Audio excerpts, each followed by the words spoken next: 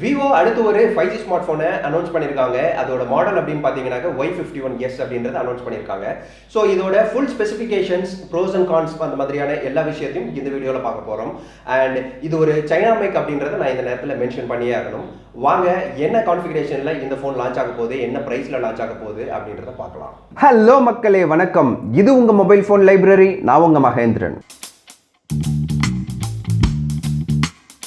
Vivo Y51S பொறுத்த வரைக்கும் விவோவோட Y70S ஓட கம்ப்ளீட் கான்ஃபிகரேஷனை மட்டும் தான் இது ஷேர் பண்ணிட்டு இருக்கு. லைக் இதோட டிஸ்பிளே ரெசல்யூஷன் அப்படின்னு பார்த்தீங்கன்னா, இதோட டிஸ்பிளே அப்படின்னு பார்த்தீங்கன்னாக்க 6.53 இன்ச்சஸ்க்கு ஒரு ஃபுல் வியூ டிஸ்பிளே இதில் கொடுத்துருக்காங்க. அண்ட் இது ஒரு ஃபுல் HD பிளஸ் டிஸ்பிளேங்க, LCD டிஸ்பிளே தான் இதில் ப்ரொவைட் பண்ணியிருக்காங்க.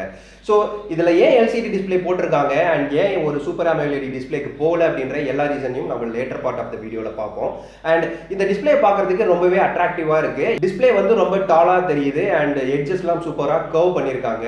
டிஸ்பிளேவோட டாப் கார்னர்ல பாத்தீங்கன்னாக்க ஃப்ரண்ட் ஃபேசிங் கேமராக்கு ஒரு பஞ்ச் ஹோல் கொடுத்துருக்காங்க. அண்ட் இது 8 மெகா பிக்சல் செல்ஃபி கேமராவை இதுல போர்ட் பண்ணியிருக்காங்க.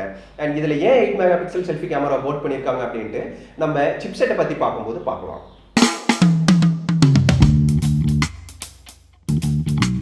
ப்ராசஸர் அப்படின்ட்டு பார்த்தா இந்த Y51Sல சாம்சங்கோட ஓன் Exynos 880 சிப்செட்டை இதை யூஸ் பண்ணியிருக்காங்க. ஸோ சாம்சங் கிட்ட இருந்து இவங்க வாங்கியிருக்காங்க. அண்ட் சாம்சங்கை தவிர வேற யார் இதை யூஸ் பண்ணியிருக்காங்க அப்படின்னாக்க இவங்களே தான் திருப்பியும் யூஸ் பண்ணியிருக்காங்க. விவோவோட Y70Sல இந்த 880 சிப்செட் தான் யூஸ் பண்ணியிருக்காங்க.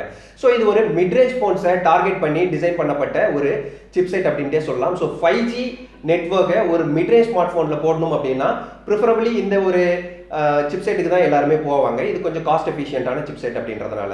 அண்ட் இது ஒரு மிட்ரேஞ்ச் ஸ்மார்ட் ஃபோனை டார்கெட் பண்ணதுனால இதுக்குன்னு சில ரெஸ்ட்ரிக்ஷன்ஸ்லாம் இருக்கு. ஸோ ரெஸ்ட்ரிக்ஷன்ஸ்லாம் எந்த மாதிரின்னு பார்த்தீங்கன்னாக்க இதில் டிஸ்பிளே அப்படின்னா ஃபுல் HD பிளஸ் வரையில் தான் இது டிஸ்பிளே ரெசல்யூஷன் சப்போர்ட் பண்ணக்கூடியது.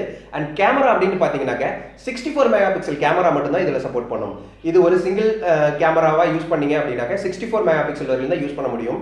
அண்ட் இதில் டியூவல் கேமரா யூஸ் பண்ணணும் அப்படின்னாக்க 20+20 அதாவது 20 மெகா பிக்சல் 20 மெகா பிக்சல்னு ரெண்டு சென்சார் தான் இதில் யூஸ் பண்ண முடியும். அண்ட் அது மட்டும் இல்லை, இதில் UFS 2.1 சிஸ்டம் தான் சப்போர்ட் பண்ணக்கூடியது. UFS 2.1 இருக்கிறதுனால என்ன பிரச்சனை அப்படின்னு கேட்டிங்கனாக்க இப்போ UFS 2.1க்கு இவ்வளோ MBPSல தான் உங்களால் ரைட் பண்ண முடியும், ரீட் பண்ண முடியும் அப்படின்ற ரெஸ்ட்ரிக்ஷன்ஸும் இருக்கும். ஸோ அது பேஸ் பண்ணி என்ன ஆகும் அப்படின்னாக்க ஒரு 4K வீடியோ நீங்கள் வந்து ஒரு ஹை ஸ்பீட் 4K வீடியோஸ்லாம் எடுக்கிறீங்க அப்படின்னா, எக்ஸாம்பிளுக்கு 60 frames per secondல ஒரு 4K வீடியோ எடுக்கிறீங்க அப்படின்னாக்க இதில் ரைட் பண்ணுறதுக்கு உங்களோட டிவைஸ் கொஞ்சமே லேக் ஆகும். அண்ட் இதுதான் இதில் பிரச்சனையே தவிர மற்றபடி இந்த ஸ்டோரேஜ் ரொம்பவே நல்லா தான் இருக்கும். ஏன்னா இதுக்கு முன்னாடி இருக்கிற எல்லா ஜென்ரேஷன்லையுமே 2.15 சிஸ்டம் தான் யூஸ் பண்ணிட்டு இருந்தாங்க. ஸோ இது ஒரு மிட்ரேஞ்ச் அப்படின்றதுனால தான் இதில் 2.15 சிஸ்டம் அகைன் இதில் இம்ப்ளிமெண்ட் பண்ணியிருக்காங்க. அண்ட் இந்த ஃபோனோட ஸ்டோரேஜ் அப்படின்ட்டு பார்க்கும்போது 128 ஜிபிக்கு ஒரே ஒரு ஸ்டோரேஜ் கொடுக்குறாங்க. அண்ட் மெமரின்னு பார்த்தீங்கன்னா 6 ஜிபிக்கு ஒரே ஒரு வேரியன்ட் மெமரி தான் வருது. அண்ட் இதில் 8 ஜிபி மெமரியோ இல்லை வேற ஏதாவது 4 ஜிபி மெமரியோ அந்த மாதிரி எதுவுமே கிடையாது. இதில் ஒரே ஒரு மெமரி வேரியன்ட் எது அப்படின்னு பார்த்தீங்கன்னாக்கா 6 ஜிபி மெமரி வேரியன்ட். அண்ட் இதில் 128 ஜிபி தான் மேக்ஸிமம் கெப்பாசிட்டி. அண்ட் இது வந்து உங்களால் எக்ஸ்பேண்ட் பண்ண முடியாது. எக்ஸ்பேண்ட் பண்ணுற அளவுக்கு மெமரி கார்டு சப்போர்ட் இதில் கிடையாது. அண்ட் இதுதான் இதில் இருக்கிற ட்ராபேக்ஸ். ஸோ இதில் இருக்கிற ஒரு நல்ல விஷயம் என்ன அப்படின்னு கேட்டிங்கன்னா, இதில் கொடுத்துருக்கிற இந்த 128 ஜிபி ஸ்டோரேஜ் தாங்க. இதில் ஒரு 64 ஜிபி 6 ஜிபியில் வருது அப்படின்னாக்க அப்படி ஒரு வேரியன்ட் லான்ச் பண்ணாலும் அதை தயவு செஞ்சு நீங்கள் வாங்கிடாதீங்க.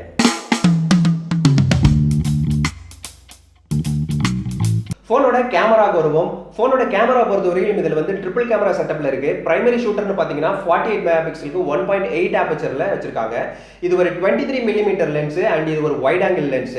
அண்ட் அடுத்ததாக இருக்கிற லென்ஸ் பார்த்தீங்கன்னா 2 மெகா பிக்சலுக்கு ஒரு டெப்த் சென்சார், 2 மெகா பிக்சலுக்கு ஒரு மேக்ரோ சென்சார் இருக்கு.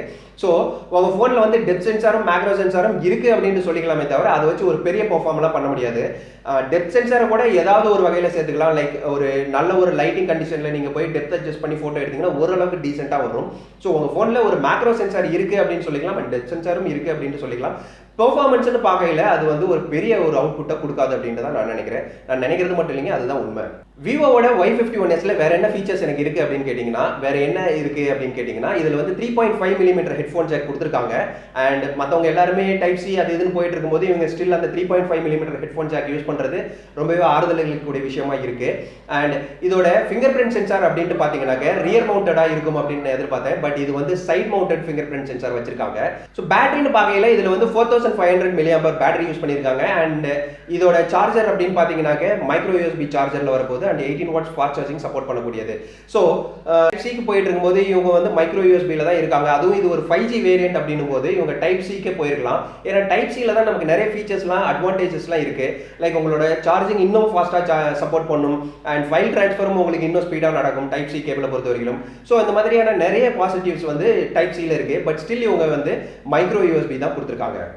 Y51S பொறுத்த வரைக்கும் இதோட ஆப்பரேட்டிங் சிஸ்டம் என்னவா இருக்கும் அப்படின்னு கேட்டிங்கன்னா Android 10 தான் ஆப்வியஸாக இருக்க போகுது. அண்ட் இவங்களோட Fun Touch OS 10.5ல இதை லான்ச் பண்ண போகிறாங்க. இதோட ப்ரைஸ் என்னவா இருக்கும் அப்படின்ட்டு எதிர்பார்த்தோம்னா ஒரு 20,000 ரூபாய்க்குள்ளார வரும் அப்படின்ட்டு சொல்லியிருக்காங்க. 20,000 ரூபாய்க்கு நான் வெறும் LCD டிஸ்பிளேவும் அண்ட் வெறும் 48 மெகா பிக்சல் கேமராவும் தான் நான் இது வாங்கணுமா அப்படின்னு கேட்டிங்கன்னா இதில் ஒரே ஒரு அட்வான்டேஜ் என்ன அப்படின்னு கேட்டிங்கன்னாக்க உங்ககிட்ட ஒரு 5G ஃபோன் இருக்குங்க. அண்ட் இந்த 5G இந்த மோடம் இருக்கிறதுனால மட்டும்தான் உங்களுக்கு இந்த ப்ரைஸு. ஸோ இந்த ப்ராசஸர் பொறுத்தவரையிலும் கொஞ்சம் காஸ்ட்லியான ப்ராசஸர். அண்ட் ஏன்னா 5G அப்படின்றதுனால கொஞ்சம் காஸ்ட்லியாக இருக்கும். ஸோ இதுக்கப்புறம் அவங்க வந்து சூப்பர் AMOLED டிஸ்பிளே அண்ட் வேறன்னு போட்டுட்டு போனாங்கன்னாக்க காஸ்ட்டும் இது கொஞ்சம் இன்க்ரீஸ் ஆக தான் செய்யும்.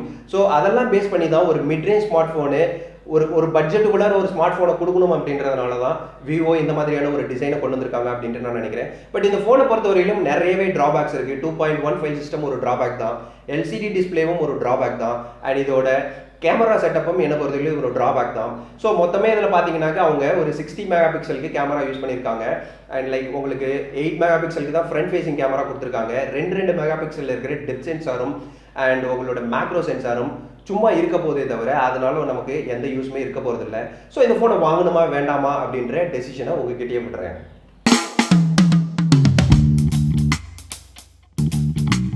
இந்த வீடியோ உங்களுக்கு பிடிச்சிருந்துச்சுன்னா லைக் பண்ணுங்க, உங்க ஃப்ரெண்ட்ஸ் கூட ஷேர் பண்ணுங்க, நம்ம சேனலுக்கு சப்ஸ்கிரைப் பண்ணி எனக்கு சப்போர்ட் பண்ணுங்க. நான் உங்களை மீண்டும் அடுத்த வீடியோவில் சந்திக்கிறேன். நன்றி.